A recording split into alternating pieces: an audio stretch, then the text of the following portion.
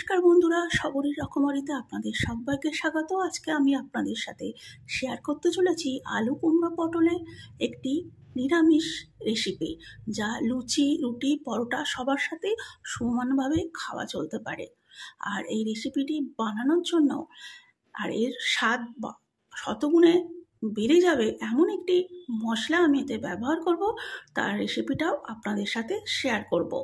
তো চলুন বন্ধুরা, রেসিপিটি বানানোর পদ্ধতিটি শুরু। আজকে রেসিপিটি বানানোর জন্য আমি এখানে কুমড়ো, আলু, পটল খোসা ছাড়িয়ে ডুমো ডুমো করে কেটে নিয়েছি, আর নিয়েছি কিছুটা খোসা ছাড়ানো রোস্টেড বাদাম। এবার গ্যাসের মধ্যে কড়া বসিয়ে তার মধ্যে দিয়ে দিলাম 1 চামচ সাদা জিরে, 1 চামচ ধনে আর একটা শুকনো লঙ্কা।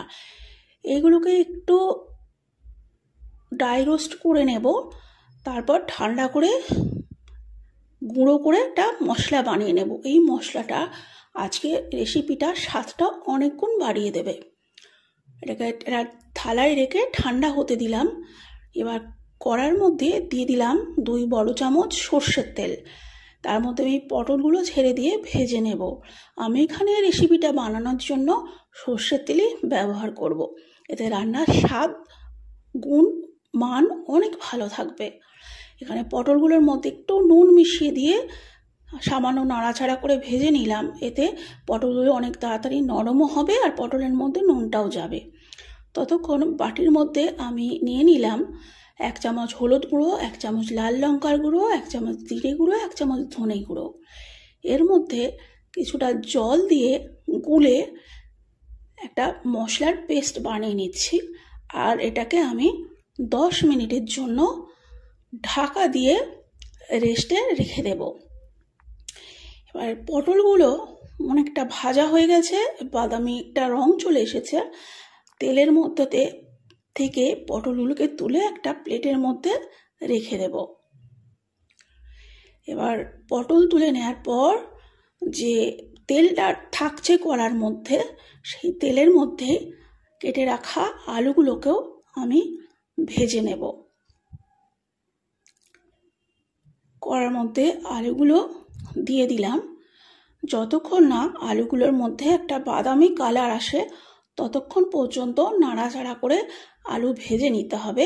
এতে আলুগুলো বেশ 50% মতো সিদ্ধ হয়ে যাবে। আর রেসিপিটা বানানোর সময় তাড়াতাড়ি রান্নাও হয়ে যাবে। তো আলুগুলো ভাজা হয়ে গেছে, দেখুন কত সুন্দর একটা কালার চলে এসেছে। আমি প্লেটের মধ্যে আলুগুলোকে তুলে নেব। এবার এই তেলের মধ্যে আমি দিয়ে দেব কিছু মশলা ফোড়ন। আর তেল ব্যবহার করতে আমার লাগবে না। এর মধ্যে দিলাম 1 চামচ সাদা জিরে, একটা তেজপাতা আর দালচিনি আর একটা ছোট এলাচ ফাটিয়ে দিয়ে দিয়েছি। একটু নাড়াচাড়া করে কয়েক সেকেন্ড ভেজে নেব, যতক্ষণে একটা সুন্দর গন্ধ বেরোতে থাকে। এর মধ্যেই দিয়ে দিলাম কেটে রাখা কুমড়োগুলোকে আমি আলাদা করে আর ভাজিনি, যেহেতু কুমড়ো রান্না করার সময় অনেক তাড়াতাড়ি সিদ্ধ হয়ে নরম হয়ে যায়। সেই জন্য কুমড়োগুলোকে তেলের মধ্যে দিয়ে একটু হালকা নাড়াচাড়া করে ভেজে নেব। তো কুমড়োটা একটু রং চলে এসেছে, ভাজা হয়ে গেছে অনেকটা। এবার এর মধ্যে ভেজে রাখা আলু আর পটলগুলোকেও অ্যাড করে দিলাম। একটু ভালো করে সমস্ত উপাদানগুলোকে নাড়াচাড়া করে নিলাম। এর মধ্যে যে গুলে রাখা মশলাটা আগে থেকে তৈরি করে রেখেছি, সেই মশলাটা এর মধ্যে ঢেলে দিয়ে একটু সামান্য 1 মিনিটের মতো একটু নাড়াচাড়া করে ভেজে নেব, যতক্ষণ না এ থেকে মশলার কাঁচা গন্ধটা চলে যায়। হ্যাঁ, একটা জিনিস বলতে ভুলে গেছিলাম, যে মশলাটা গুলেছিলাম এর মধ্যে আমি 1/2 চামচ মতো আদা বাটা দিয়ে দিয়েছিলাম। তো এর মধ্যে আমি দিয়ে দিলাম স্বাদ মতো নুন আর দিয়ে দিলাম 1/2 গ্লাসের মতো জল। এটাকে আমি 10 মিনিটের জন্য ঢাকা দিয়ে রান্না হতে দেব। তার আগে এর মধ্যে দিয়ে দিলাম রোস্টেড বাদাম। অবশ্য আপনারা কাঁচা বাদাম ভেজেও এতে দিতে পারেন বা ভিজিয়ে রাখা ছোলাও ব্যবহার করতে পারেন। 10 মিনিট ঢাকা দিয়ে রান্না হতে দিয়েছিলাম। এবার একটু চেক করে নেব আলুগুলো সিদ্ধ হয়েছে কিনা। দেখুন আলুগুলো কত ভালো সিদ্ধ হয়ে গেছে আর জলটাও অনেকটা শুকিয়ে এসেছে। এই সময় দিয়ে দিলাম 1 চামচ চিনি।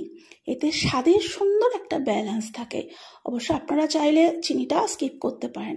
আর এই সময় দিয়ে দিলাম যে ভাজা মশলাটা। এই ভাজা মশলা রান্নার স্বাদটাকে শতগুণে বাড়িয়ে দেবে। এর মধ্যে দিয়ে দিলাম সামান্য হিং। যেহেতু এটা নিরামিষ রান্না, হিং দিলে বেশ সুন্দর একটা গন্ধ আসবে। তো রান্নাটা একেবারে আমার কমপ্লিট হয়ে গেছে বন্ধুরা। আমি একটা পাত্রের মধ্যে সার্ভ করে দিয়েছি। এই নিরামিষ রান্না লুচি, পরোটা, রুটি সমস্ত কিছুর সাথে একেবারে পারফেক্ট। বন্ধুরা, রেসিপিটি ভালো লাগলে অবশ্যই একটা লাইক দেবেন আর কমেন্ট করে আপনাদের মতামত জানাতে ভুলবেন না।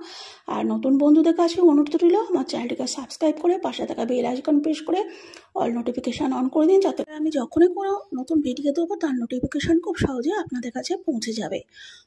তো আজকে এই পর্যন্তই বন্ধুরা, আবার হাজির হব নতুন এপিসোডে নতুন ভিডিও নিয়ে। ততক্ষণের জন্য বিদায়, বাই বাই।